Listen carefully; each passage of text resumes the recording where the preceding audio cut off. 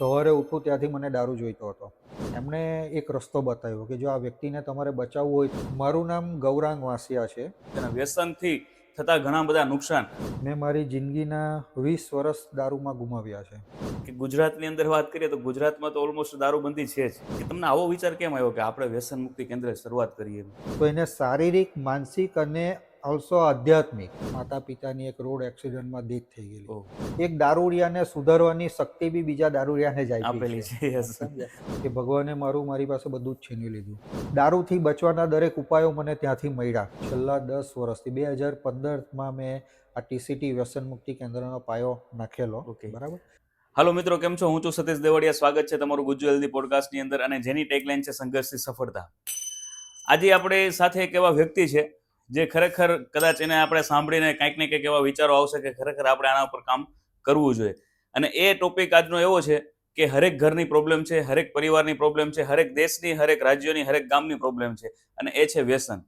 ખરેખર આજે હરેક ઘરની અંદર ક્યાંક ને ક્યાંક આપણે જોવા મળે છે કાંઈ પણ આપણે કોઈ પણ પ્રકારનું વ્યસન કરતા હોય છે, અને વ્યસનથી થતા ઘણા બધા નુકસાન આપણે પોતાને ખ્યાલ જ છે, આપણે બધાને ખબર જ છે કે કઈ રીતે શું તકલીફ પડે છે. કેમ કે ક્યારેક આપણે જોતા હોય છે કોઈનો પરિવાર છૂટો પડી જતો હોય છે, કોઈનો પરિવાર દુઃખી થતો હોય છે, પોતાનું ફ્યુચર પણ આપણે બગાડી ચૂકતા હોઈએ છે. તો ખરેખર વ્યસનમાંથી કઈ રીતે મુક્ત થવું અને વ્યસન આપણા માટે કેટલો હાનિકારક છે એ પણ આપણે બધાને ખબર છે. તો વધારે સમય ન લેતા આજે આપણી સાથે એવા વ્યક્તિ છે કે જે છેલ્લા 11 વર્ષથી એના ઉપર કામ કરી રહ્યા છે, કે એવું અભિયાન ચલાવી રહ્યા છે, અને 8,000 કરતાં વધારે લોકોને એક વ્યસન મુક્ત તરીકે એને લોકોને કરી દીધા છે. તો ખરેખર વધારે સમય ના લેતા મુલાકાત કરીએ ટીસીટી રહીબ સેન્ટર, જે એક વ્યસન મુક્તિ કેન્દ્ર છે, અને એના ફાઉન્ડર છે Gaurang Vasiya. Hello sir, good morning. Good morning. Welcome to Gujju healthy podcast sir. Thank you. Sir, આજે આપણે ઘણી બધી ચર્ચા હમણાં કરતા હતા, અને તમે ખરેખર એક જબરદસ્ત અભિયાન ચલાવી રહ્યા છો. ખરેખર આ એક સારો વિચાર લાવવો ને એ બી બહુ અઘરું છે, અને લોકોની સેવા કરવી, લોકોને આમાંથી મુક્ત કરવા, એ પણ એક સારું એવું પગલું તમે જે કર્યું છે, તો એના માટે ખરેખર તમને ખૂબ ખૂબ ધન્યવાદ. તો સર, પહેલાં તો આપણે વાત કરીએ કે આ વ્યસન જે છે એ ખરેખર બહુ અત્યારે ટૂંકમાં દિવસને દિવસે વધતું જાય છે, અને અત્યારનું જે ટૂંકમાં ઝેનજી જે યંગ જનરેશન છે એ પણ એમાં બહુ વધારે ને વધારે આગળ વધતા જાય છે. તો સૌથી પહેલાં મારો પ્રશ્ન તમને એવો છે કે તમને આવો વિચાર કેમ આવ્યો કે આપણે વ્યસન મુક્તિ કેન્દ્ર શરૂઆત કરીએ? એકચ્યુઅલી એમાં કેવું છે કે એક સમય એવો હતો કે જ્યારે હું પોતે દારૂનો વ્યસની હતો. શું વાત કરો છો? હું પોતે આનો ભોગ બની ચૂકેલો હતો. મેં મારી જિંદગીના 20 વર્ષ દારૂમાં ગુમાવ્યા છે. 20 વર્ષ? ખૂબ જ નાની ઉંમરમાં, એટલે કે હું જ્યારે 6 વર્ષનો હતો ત્યારે મારા માતા પિતાની એક રોડ એક્સિડન્ટમાં ડેથ થઈ ગયેલી. ઓહ, ને ત્યારથી એક મારી અંદર એક બિચારાપણાની ભાવના આવી ગયેલી કે ભગવાને મારી પાસે બધું જ છીનવી લીધું. ને જેના કારણે ધીરે ધીરે હું દારૂ તરફ જે મારી માનસિકતા હતી એ ધીરે ધીરે વધવા લાગી. જ્યારે હું રહેતો હતો ત્યારે મહિનામાં 2 મહિનામાં 1 કે 2 વખત પીવાતું હતું, એવું હતું. ત્યાર પછી મારા પરિવારના એક વડીલ વર્ગ દ્વારા એક નિર્ણય લેવામાં આવ્યો 2002-3ની વાત, કે અમારી જે ગામની ઘર જમીન હતી એ વેચીને અમે બારડોલી શિફ્ટ થયા. હવે એ સમયમાં બન્યું એવું કે મારી પાસે નહીં જોવાના પૈસા હાથમાં આવ્યા, અને મારું જે નવું મિત્ર મંડળ બારડોલીમાં બન્યું એ પ્રકારનું બન્યું કે જે બધા પીવાવાળા હતા, અને અમુકના ઘરે જ દારૂ વેચાતો પણ હતો. ઓહ. જેના કારણે મારો દારૂ દિવસે ને દિવસે વધતો ગયો. મારું જે માનસિક આકર્ષણ હતું દારૂ પ્રત્યે વધતું ગયું. ચાલતું ગયું. ધીરે ધીરે 2007-8 સુધીમાં તો મારા આખા સમાજમાં બધે ખબર પડી ગઈ કે હું એક નંબરનો બેવડો બની ગયો છું એમ. ઓહ. કારણ કે મારા માટે રાત દિવસ બધું એક સમાન થઈ ગયું હતું. સવારે ઉઠું ત્યાંથી મને દારૂ જોઈતો હતો. મારા લગ્ન થયા 2011માં. લગ્ન બી મારા 3 જ વર્ષમાં છૂટા થઈ ગયા. ત્યાર પછી મારી મિલકત હતી મોવા પાસે. દારૂ પીધેલી હાલતમાં એક વ્યક્તિને મેં આખો દસ્તાવેજ એમ જ કરી આપેલો. ટૂંકમાં બધી રીતે હું ખતમ થઈ ચૂકેલો હતો. મારા દારૂએ મને કોઈ જગ્યાએ બાકી નહીં રાખેલો હતો. બારડોલીમાં જ્યાં હું રેમ છું ત્યાં મારા એરિયામાં જેટલા બી લોકો છે મારા જાણકારના, 50 રૂપિયા માટે બી મેં કોઈને છોડ્યા નથી. એ હાલત હતી મારી. મારે ખિસ્સામાં મારી પાસે 100 રૂપિયા છે, ક્વાર્ટર આવે છે 150 રૂપિયાનું, તો 50 રૂપિયા ઘટે તો જે તે બી વ્યક્તિ હોય એની પાસે 50 રૂપિયા માગવાની બી મને શરમ નહીં લાગતી હતી. બરાબર છે. એટલે મારી અંદર આત્મસન્માન જેવી બી કોઈ વસ્તુ રહેલી ન હતી એમ. છેવટે 2013માં મારી શારીરિક હાલત એટલી બધી ખરાબ થઈ ગયેલી હતી, મારું 70% જેટલું લીવર ડેમેજ થઈ ગયેલું હતું, ઓહ. ને મને સુરતની આપણી આ મહાવીર હોસ્પિટલ ખાતે દાખલ કરવામાં આવેલો. અને ત્યાંથી ડૉક્ટરે ખાલી 3 થી 4 મહિના કીધેલા હતા કે આ વ્યક્તિ હવે વધારે વધારે 3 થી 4 મહિના કાઢી શકશે. શું વાત કરો? હાજી. અને ત્યારે જીવનમાં પહેલી વખત મેં મારા દારૂની સામે હાર માનેલી. મેં ઉપરવાળાને મારા દિલથી પ્રાર્થના કરેલી કે ખરેખર તું મને આમાંથી નીકળવાનો સાચો માર્ગ બતાવ અથવા તો મને લઈ લે, કારણ કે આ બધી વસ્તુ મારાથી એ સહન નહીં થતી હતી. yes. હા. છેવટે મારા કાકા છે, એમના એક મિત્ર હતા દેવાંગભાઈ પટેલ કરીને, તો એમણે એક રસ્તો બતાવ્યો કે જો આ વ્યક્તિને તમારે બચાવવું હોય તો એને રિહેબ સેન્ટરમાં મૂકવું પડશે. અને આપણા ગુજરાતમાં ત્યારે કોઈ પણ રિહેબ સેન્ટર હતા નહીં. મને મૂકવામાં આવેલો મુંબઈ, થાણેમાં એક રિહેબ સેન્ટર હતું. Yes, હા. યસ. તો હોસ્પિટલમાંથી મને રજા લઈ બીજા જ દિવસે દેવાંગભાઈ પોતે મને ત્યાં મૂકવા માટે આવેલા. ત્યાં હું રહ્યો, મારા બેઉ પગની નસો સુકાઈ ગયેલી હતી, મારાથી ચલાતું નહીં હતું. તો રિહેબ સેન્ટરમાં 5 મહિના કાઢ્યા. મને મારી જાત વિશે ઘણું જાણવા મળ્યું કે મેં પોતે 20 વર્ષ દારૂ પીધો, એનો ભોગ હું તો બન્યો, પણ મારા પરિવારને બી મેં ભોગ બનાવ્યો. એણે કેટલું ભોગવું મારા લીધે એ લોકોએ. ત્યાર પછી દારૂથી બચવાના દરેક ઉપાયો મને ત્યાંથી મળ્યા કે બહાર ગઈને હવે મારે કઈ કઈ વસ્તુ એવી કરવાની કે જેથી મારા જીવનમાં ફરી પાછો દારૂ ના આવે. ત્યાં રહ્યો, ટોટલ મને રજા આપી દીધી 5 મહિના પછી, છતાં બી બીજા 11 મહિના હું ત્યાં રહ્યો.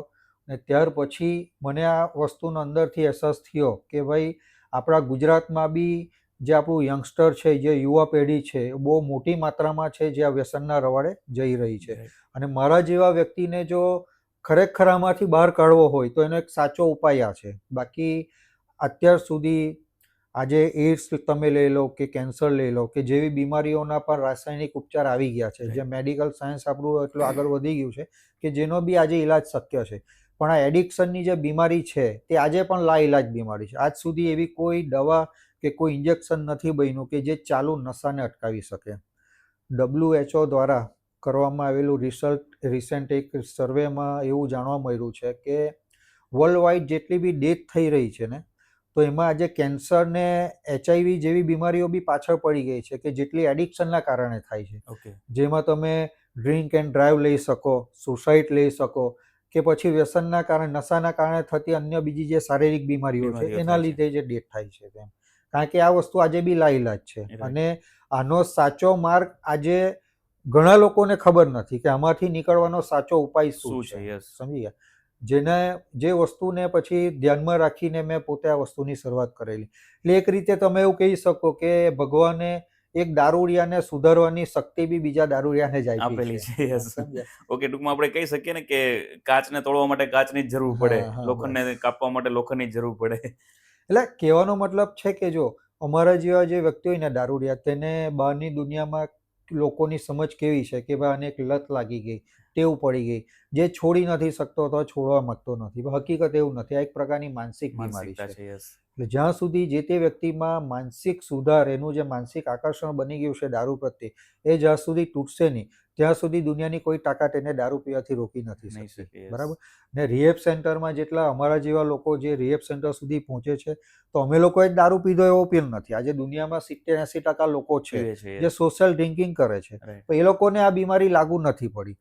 જેમ કે તમે ડાયાબિટીસની બીમારી લઈ લો. આજે સ્વીટ મીઠી વસ્તુ બધા ખાતા હોય, પણ ડાયાબિટીસ બધાને નથી થતું. એ જ સેમ વસ્તુ આમાં છે કે દારૂ બધા પીતા હોય છે, પણ આ બીમારી બધાને લાગુ નથી પડતી. ભગવાને જન્મ જાતથી અમારી જે આ પ્રકૃતિ બનાવી છે એની અંદર અમુક એવી ખામી આપી છે કે જેના કારણે આ દારૂ જે છે અમારી આ પર્સનાલિટીને મેચ થતો નથી.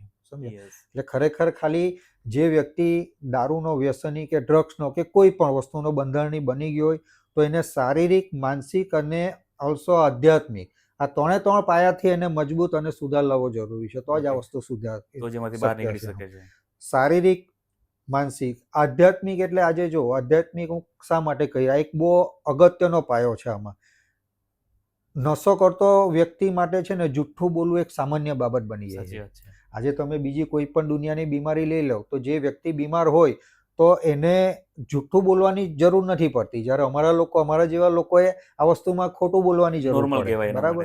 પ્લસ અમારું વાણી, વર્તન, વ્યવહાર, ઘરમાં લડાઈ ઝઘડા કરવા, મારામારી કરવી, બરાબર, આ બધું દારૂ પીવાળા વ્યક્તિ માટે એક સામાન્ય બાબત બની જાય છે. એટલે આ બધી વસ્તુ કોણ કરી શકે? જે વ્યક્તિ આધ્યાત્મિક રીતે એકદમ પડી ભાંગેલો હોય, જેને ભગવાન પ્રત્યે કે કોઈ પ્રત્યે કોઈ જાતનો આદર કે ડર ના રહ્યો હોય. સમજાય? એટલા માટે આ ત્રણ પાયાથી એ વ્યક્તિની અંદર સુધાર લાવવો જરૂરી છે, તો જ આ વસ્તુ શક્ય બનવાની છે. બરાબર છે.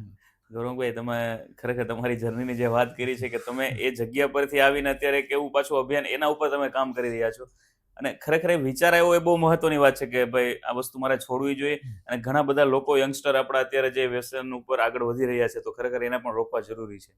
તો ગૌરવભાઈ, તમે સરસ મજાની વાત કરી, તો મારો તમને એક વાત એવી છે કે આપણા વ્યુઅર્સ પ્રેક્ષકો જોઈ રહ્યા છે, તો એમને બી થોડી ખ્યાલ આવે, વધારે માહિતી મળે, અને જે આગળ આપણે ઘણી બધી ચર્ચા કરવાના છે, તો તમારો ખરેખર થોડોક શોર્ટમાં પરિચય આપી દો. તમારું નામ શું છે, તમારું સેન્ટરનું નામ શું છે, ક્યાં કઈ જગ્યા પર છે?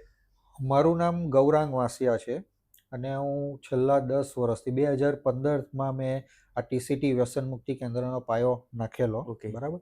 આજે આ 2025 ચાલે છે, અને હાલમાં અત્યારે મારી 2 શાખા કાર્યરત છે બારડોલી ખાતે, ઓકે, અને એક ત્રીજી શાખાની હું 30 ડિસેમ્બરના રોજ હું શરૂઆત કરવા જઈ રહ્યો શું છું, વાત છે. જે ઓલ ઓવર ગુજરાત નહીં પણ ઓલ ઓવર ઇન્ડિયાની મોટામાં મોટી શાખા બ્રાન્ચ છે એરિયે, શું કે વાત એવું રિહેબ સેન્ટર ઓલ ઓવર ઇન્ડિયામાં કશે નથી, કે જ્યાં સારવાર લેવા આવનાર વ્યક્તિને એક કુદરતી વાતાવરણની વચ્ચે આધુનિક પદ્ધતિથી લઈને દરેક સુવિધાઓ મળી રહેવાની છે. એટલે વાત. કે આવનાર કોઈ પણ વ્યક્તિને અંદરથી એવું ના ફીલ થાય કે હું આ કેવી જગ્યાએ આવી ગયો છું એમ. બરાબર. મારા ઘરવાળાએ મને કઈ જગ્યાએ મૂકી દીધો છે એમ. yes. એક એને જે પોઝિટિવ એન્વાયરમેન્ટની જરૂર હોય. આજે કોઈ પણ વ્યક્તિને તમે 3-4 મહિના કોઈ રિહેબ સેન્ટરમાં કોઈ લોક એન્ડ કીમાં મૂકી દો, એનાથી કંઈ એનામાં જે સુધાર લાવવાની જરૂર છે આવી નથી જવાની. Yes. એ કેવા એન્વાયરમેન્ટમાં રહી છે, કેવા લોકોની વચ્ચે રહી છે, આ બધી વસ્તુ બી બહુ મેટર કરતી હોય છે. રાઈટ. એટલે જેટલી જલ્દી એ જગ્યા વિશે એની અંદર પોઝિટિવિટી આવશે, એટલી જ એની અંદર જે સુધારની શરૂઆત થવાની જરૂર એ જલ્દી થશે એમ. રાઈટ. ને આપણે એટલા જ વધુ સફળ બનીશું. ઓકે.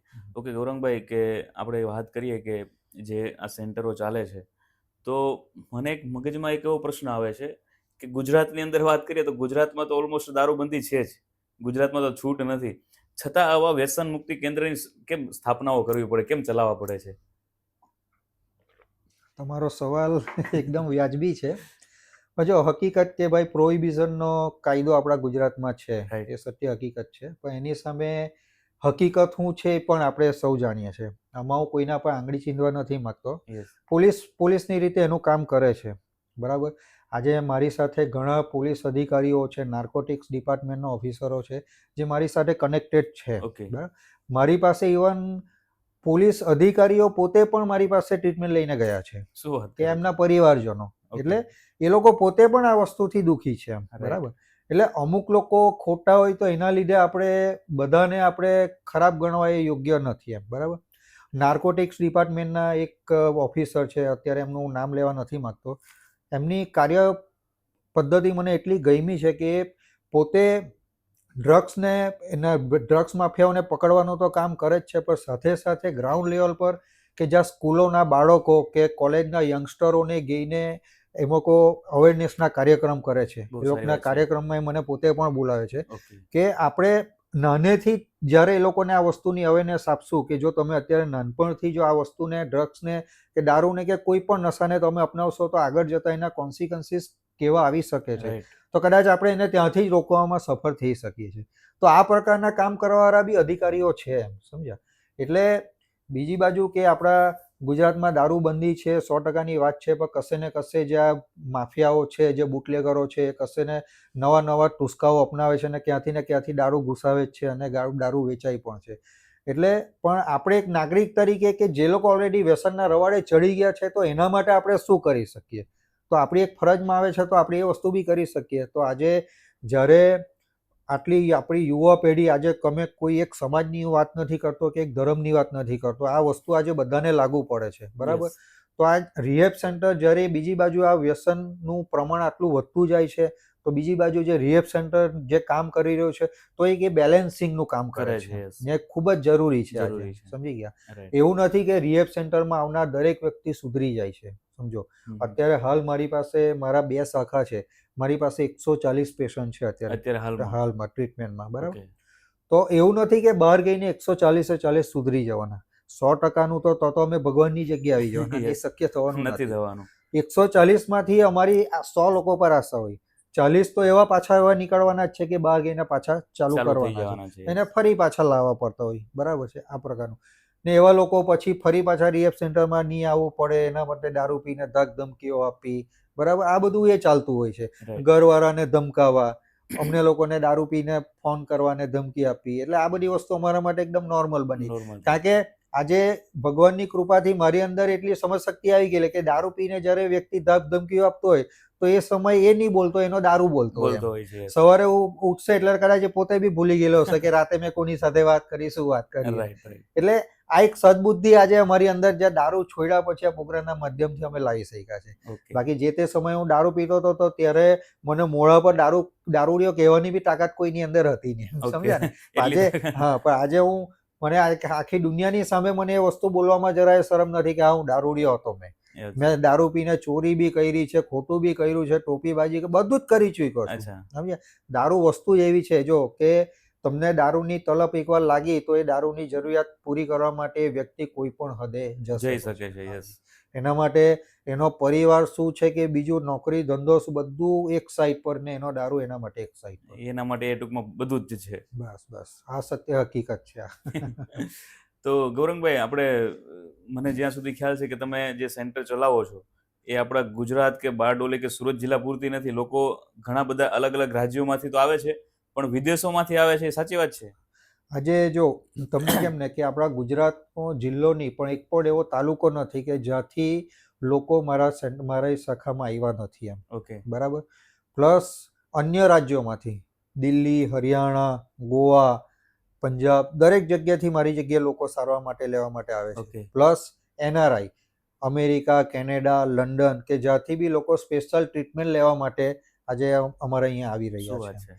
ને જેને અનુસંધાનમાં જેને ધ્યાનમાં રાખીને આજે હું આ 30 ડિસેમ્બરે જે નવી શાખાની શરૂઆત કરવા જઈ રહ્યો છું એ વસ્તુને ધ્યાનમાં લઈને કરી રહ્યો છું કે આવા લોકોને બી એ લોકોની અનુકૂળતા પ્રમાણે બધી સુખ સુવિધાઓ મળી રહે એમ. સમજ્યા? ઓકે. કારણ કે મારું માનવું એવું છે કે જો દારૂ પીતા વ્યક્તિને સજા આપવાની જરૂર નથી, એને યોગ્ય સારવારની જરૂર છે, માર્ગદર્શનની જરૂર છે. માર્ગદર્શનની. તો એને યોગ્ય માર્ગદર્શન હેઠળ આપણે આમાંથી કાઢી શકીએ છીએ. ઓકે, બરાબર છે. હવે ઘણી બધી વખત એવું સાંભળેલું છે લોકો પાસેથી અને કદાચ એવી ઘણી બધી ઘટનાઓ પણ બહાર આવેલી છે કે ભાઈ જ્યારે આવા વ્યસન મુક્તિ કેન્દ્રની અંદર જ્યારે લોકોને મૂકવામાં આવે છે ને તો ખરેખર અહીંયા ટોર્ચરિંગ બહુ કરતા હોય છે, ટોર્ચરિંગ વધી જાય છે. તો ખરેખર આ સાચી વાત છે કે પછી? જો બીજા લોકોનું હું કશું કંઈ ટિપ્પણી કરવા માંગતો નથી, હું ફક્ત મારી વાત કરીશ. બરાબર. જો પહેલી વસ્તુ એ કે દારૂ પીતો વ્યક્તિ કે આજે કોઈ પણ પરિવાર હોય પોતાના વ્યક્તિને 3-4 મહિના માટે આવા કોઈ રિહેબ સેન્ટરમાં મૂકવું, આ નિર્ણય લેવો એટલે બહુ મોટી વાત છે. મન પર પથ્થર મૂકીને આ કામ કરવું પડતું હોય. બરાબર છે કે જ્યારે પીવાવાળા વ્યક્તિએ એ લોકોની સમક્ષ કોઈ રસ્તો જ બાકી નહીં રાખ્યો હોય ત્યારે છેલ્લે એ લોકોએ આ કામ કરવું પડે. બરાબર છે. ને પીવાવાળા વ્યક્તિનું કેવું હોય ખબર કે અત્યાર સુધી એ પોતાની મરજી હેઠળ જ જીવન જીવેલ હોય, કોઈના કહ્યામાં રહ્યા ના હોય. રિહેબ સેન્ટરમાં ગયા પછી એના જીવનમાં હું મારી પોતાની વાત કરું છું કે મારા સેન્ટરમાં આવ્યા પછી એ લોકોના જીવનમાં પહેલી વખત એવું બને છે કે અહીંયા આવ્યા પછી એ લોકોનું કહ્યું કશું ચાલતું નથી. અહીંના જે રૂલ્સ રેગ્યુલેશન્સ હોય છે, જે ડિસિપ્લિન હોય છે એ મેન્ટેન કરવી બધા માટે અનિવાર્ય હોય છે. જેમ કે સવારે 6:30 વાગે ઉઠવાનું કમ્પલસરી, 7 વાગે યોગા સેશન સ્ટાર્ટ થાય તો યોગામાં પાર્ટિસિપેટ કરવાનું, ગ્રુપ કાઉન્સેલિંગના સેશન ચાલતો હોય એમાં બેસવાનું, મેડિટેશન સેશન ચાલતું હોય એમાં બેસવાનું, પ્રાર્થના કરવાની, આ દરેક વસ્તુ કમ્પલસરી હોય છે. બરાબર. તો આ બધી વસ્તુ અમુક લોકોને ટોર્ચરિંગ લાગતું હોય. રાઈટ. બરાબર છે. હવે હકીકત ટોર્ચરિંગ જો શું હોય એ જો તમારે જાણવું હોય ને તો કોઈ વ્યક્તિ જે દારૂડિયો હોય ને અમારા જેવો એના પરિવારને એકવાર ગઈને મળજો. હકીકતમાં ટોર્ચરિંગ કોને કહેવાય તમને ખબર પડશે. બરાબર. એક પત્ની કે જેનો વાંક ખાલી એટલો છે કે એનો પતિ દારૂડિયો છે, જેના કારણે એનો માર સહન કરે છે, એનો અત્યાચાર સહન કરે છે. એક મા બાપ જે લોકોનો વાંક ખાલી એટલો કે એમનો દીકરો દારૂડિયો છે, તો એ બધી રીતે સમાજમાં બી એ લોકોએ ભોગવવાનું આવે છે. બરાબર છે. એમના છોકરાઓ, દીકરો દીકરી એ લોકોનો બી વાંક એટલો કે એમનો બાપ જે છે તે દારૂડિયો છે કે જેના કારણે એ લોકોએ ભોગવવાનું આવે છે. તો ખરું ટોર્ચરિંગ આને કહેવાય. બરાબર. સમજી ગયા? પણ આ ખરેખર એવી એક માનસિકતા છે અથવા તો એ લોકો એવું વિચારે. ના, મેં પોતે બી આવા કિસ્સા જોયા છે કે ભાઈ અમુક જગ્યાએ એવા ખોટા કામો થયા છે. પણ મેં અત્યારે આના આગલા સવાલમાં જેમ મેં તમને જવાબ આપ્યો કે ભાઈ મારું માનવું એવું છે કે ભાઈ દારૂ પીતા વ્યક્તિને સજાની જરૂર નથી, એને યોગ્ય સારવારની જરૂર છે. બરાબર છે. સ્ટાર્ટિંગમાં હું પણ તમને કહીશ 2015, 16, 17, 18ની વાત કે મેં બી અમુક મારા પેશન્ટોને માર્યા છે, નો ડાઉટ, બરાબર. ઓકે, એ હતા એ કેટેગરીના, તો મારે તે ટાઈમે સામ દામ દંડ ભેદ બધું આપવું પડે છે. આપવું પડેલું હતું. Yes. ને આજની તારીખે તમને કે મને એ વાતનો ગર્વ બી છે કે કેટલાઓ એવા મારા પેશન્ટ છે જે મારી મારથી સુધરા છે. શું વાત છે? હા, આજે 8 વર્ષ થઈ ગયા, 9 વર્ષ એ લોકોએ દારૂ છોડી દીધો છે એમ. અરે બહુ સારી બરાબર. વાત છે. પણ હવે પેલું કહે ને કે સમયની સાથે આપણી અંદર બી પરિવર્તન લાવવો લાવવું પડે. પડે. યસ, આજે પેલું તમે કેવું તેમ કે આજે સ્કૂલના ટીચરો જે છે, સ્કૂલના બાળકને મારે તો એ કેસ બની જતો છે. બની જાય છે. યસ, આપણા જેવા લોકો 90ની પેઢીના હતા, આપણે કેટલો માર ખાઈને મોટા થયા આપણને ખબર નથી. ખબર છે. અમુક વાર કેમ માર પડતો એ ખબર નહીં હતી. રાઈટ, તે જ રાઈટ. વસ્તુ આમાં છે એમ, સમજ્યા ને? સાચી વાત છે. એટલે ટૂંકમાં ખાલી ખોટી એક માન્યતાઓ છે એક અથવા તો એ માન્યતાઓ પોતાની છે એવી. માનસિકતા એવી છે. હા, બાકી હકીકતમાં ને હું મારા સેન્ટરમાં ટ્રાન્સપરન્સી મેં એટલી રાખી છે કે મારા સારવાર લેવા આવનાર વ્યક્તિના સીસીટીવી કેમેરાનું એક્સેસ એમના પરિવારને હું પ્રોવાઈડ કરું છું ઓકે, કે એ લોકો 24 કલાક લાઈવ બધું જોઈ શકે, શું વાત છે? અહીંયા શું કરે છે શું નહીં, સમજી ગયા? બરાબર છે. જેથી બીજી કોઈ વસ્તુનો સવાલ જ ઊભો ના થાય એમ. નથી થતો. હાજી. ઓકે. તો ગૌરંગભાઈ, જ્યારે એવું પણ આપણે સાંભળેલું છે કે આવા વ્યસન મુક્તિ કેન્દ્રની અંદર જે વ્યસની વ્યક્તિઓ છે તો એ લોકોને જબરદસ્તી લાવવામાં આવે છે, તો ખરેખર એ સાચી વાત છે કે પછી એ પોતે એની જાતે આવી જાય છે કે પછી આપણા સેન્ટરમાંથી એને લાવવામાં આવે છે? જો એક હકીકત કે મેં તમને જેમ આગળ બી કીધું કે કોઈ પણ વ્યસની વ્યક્તિ હોય એની છે ને પહેલા તો જે સદબુદ્ધિ હોય એ કામ કરતી બંધ થઈ ગયેલી હોય ને વિનાશકારી વિપરીત બુદ્ધિ કામ કરતી હોય, બરાબર. તો એ વ્યક્તિમાં જો એટલી સદબુદ્ધિ હોય કે આ મારો વ્યસન વધી ગયેલું છે, હવે મારે છોડી દેવું જોઈએ, તો રિહેબ સેન્ટરમાં આવવાની જરૂર જ નથી, નથી એની. રાઈટ, બરાબર. તો આ બધું ઘરે જ થઈ જાય એમ, બરાબર. એના વ્યક્તિના એના બિહાવ પર એમના પરિવારજનોએ આ વસ્તુનો નિર્ણય લેવો પડે, બરાબર. કારણ કે જે તે સમયે દારૂના નશામાં કે કોઈ પણ જાતના નશામાં એટલો ડૂબેલો હોય કે એની આગળ પાછળ શું ચાલી રહ્યું છે, એ દિવસે ને દિવસે મોતની નિકટ જઈ રહ્યો છે, આ બધી વસ્તુનો અહેસાસ એનો નશો એને થવા નથી દેતો, જેના કારણે એના પરિવારજનો એના વતી આ નિર્ણય લેવો પડે છે, બરાબર છે. અને કોઈ પણ વ્યક્તિને આજે તમે એક નાનલા એક સિમ્પલ ઉદાહરણ આપું તમને, નાનું બાળક હોય, બરાબર. એ બાળકને તમે ડૉક્ટર પાસે લઈ જાઓ, એને રસી મુકાવો કે એ કરો, બરાબર. તો એ બાળક રડે છે, તો એને ખબર હોતી નથી કે આ રસી મારા માટે કેમ જરૂરી ફાયદાકારક છે કે છે. નહીં. વસ્તુ આમાં છે. બરાબર આ છે. દારૂડિયાને જ્યારે રિહેબ સેન્ટરમાં મૂકવામાં આવે છે ત્યારેમાં આમાં એટલી સદબુદ્ધિ હોતી નથી કે આ વસ્તુ મારા માટે કેમ અનિવાર્ય છે, કેમ જરૂરી છે, બરાબર છે. જેથી કરી પછી એમના પરિવારના કન્સર્નથી એ લોકોને રિહેબ સેન્ટરમાં લાવીને પછી આ સારવાર લાવવી પડે છે. ને પછી 3 મહિના પછી એ લોકોમાં એ સદબુદ્ધિ એટલી પાછો પુનઃસ્થાપિત થઈ જાય છે કે પછી એ લોકો પરિવારનો ધન્યવાદ કરે છે કે તમે જે આ નિર્ણય જે તે સમયે લીધેલો એ મારા માટે બહુ સારું કર્યું એમ. ઓકે, સમજ્યા? બાકી સ્ટાર્ટિંગમાં તો એ લોકોના મગજમાં બી ગુસ્સો ને બદલાની ચાલુ જ ભાવના ને હોય આ છે. બધું ચાલુ જ હોય એમ, સમજ્યા ને? તો આપણે વાત કરીએ ગુજરાતની જ ખાલી વાત કરી કે ગુજરાતમાં પણ અત્યારે ઓલમોસ્ટ 80% 90% લોકો દારૂ પીતા હોય છે અને ઘણા બધા લોકો દારૂ પીવે જ છે, બરાબર. પણ રિહેબ સેન્ટરમાં મૂકવાની જરૂર કેવા લોકોને પડે કે જે દારૂ પીવે છે? ઓલમોસ્ટ પીવે છે તો બધા, પણ અમુક લોકોને જ રિહેબ સેન્ટરની જરૂર પડે છે. એટલે જો આજે હું મારી વાત કરું કે મારા જેવા જેટલા બી લોકો કે જે લોકો રિહેબ સેન્ટર પહોંચે છે, તો આ દુનિયામાં ફક્ત અમે લોકોએ જ દારૂ પીધો નથી. આજે 70-80% લોકો છે જે સોશિયલ ડ્રિંકિંગ કરે છે, Right. બરાબર. તો આ 10 લોકો જ્યારે દારૂ પીતા હોય ને તેમાંથી 6 લોકોને આ બીમારી લાગુ પડે છે. તો સૌથી પહેલાં તો આ વસ્તુ સમજવાની જરૂર છે કે અમારા જેવા લોકો જે આટલો હદપાર વગરના દારૂ પીતા થઈ જાય તો લોકોની માન્યતા એવી છે કે એને એક લત લાગી ગઈ કે ટેવ પડી ગઈ, જે છોડવા માંગતો નથી અથવા તો છોડી શકતો નથી. પણ હકીકત આવું કશું નથી. આ એક પ્રકારની માનસિક બીમારી છે, ઓકે. બરાબર.